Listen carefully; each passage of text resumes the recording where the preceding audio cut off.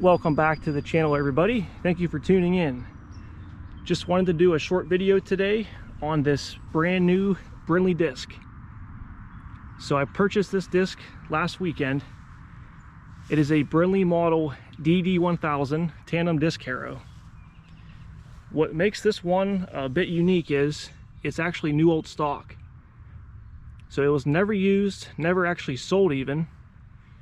A Kubota tractor dealership actually found two of these still in the box in the back of one of their warehouses from 1976.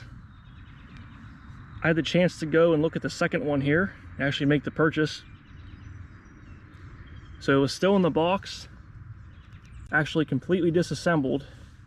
Now they wanted to assemble this before I purchased it just to make sure all the parts were still there, and luckily everything was there. The box was in poor shape, they said, so unfortunately couldn't save that, but that's okay. I got the original operator's manual though with it. This is a category 0 3-point hitch disc.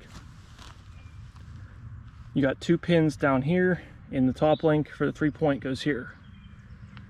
So Brinly also made a sleeve hitch model that they advertised as a light duty disc, and they called this one their heavy duty model to be used with, I think, 14 to 16 horsepower garden tractors, of course equipped with a 3-point hitch. So they call this a tandem disc because there's two sets of gangs, one in the front and one in the back, that oppose each other, and that gives the best angle for tillage in soil or even harder ground. So this thing's in beautiful shape. The paint's very nice on it. Not really any real corrosion anywhere. All the bolts you see are grade 5, zinc plated. The discs themselves are 11-inch diameter heat treated steel. So there's 4 discs per gang. There's, again, 4 separate gangs here. Each gang can be adjusted from 10 degrees, 15 degrees, or 20 degrees at the most aggressive. And each gang can be slid inward or outward by these slots in the gang frames.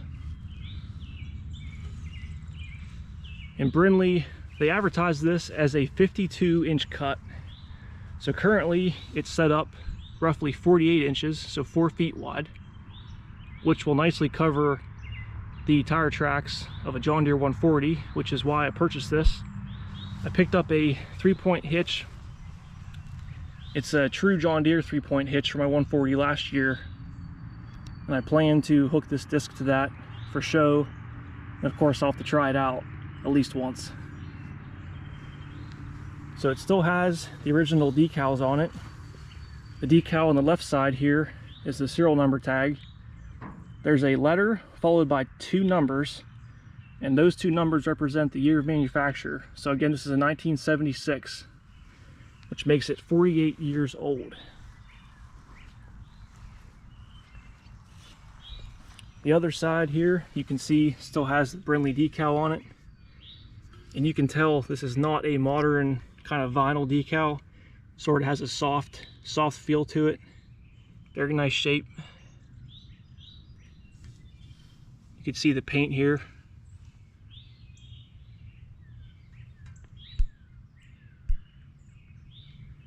So each mounting bracket for the gangs has a grease fitting, you can see right here.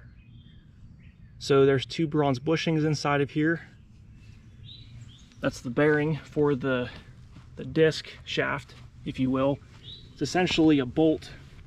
So it's a hex head bolt. You can see the head right here, and it passes through 4 of these and has a standard hex nut with a jam nut.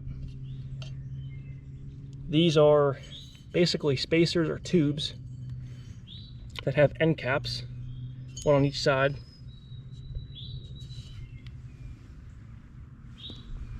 This unit, as it sits, weighs 182 pounds. So it has some weight to it, but if you wanted, you could actually add concrete weights, concrete blocks, right here in these trays. So that's how Brinly set this up. They figured out the width of a standard concrete block. You can have 2 of those. And I've seen some people that use these even today, they hang small suitcase weights on here for extra down pressure.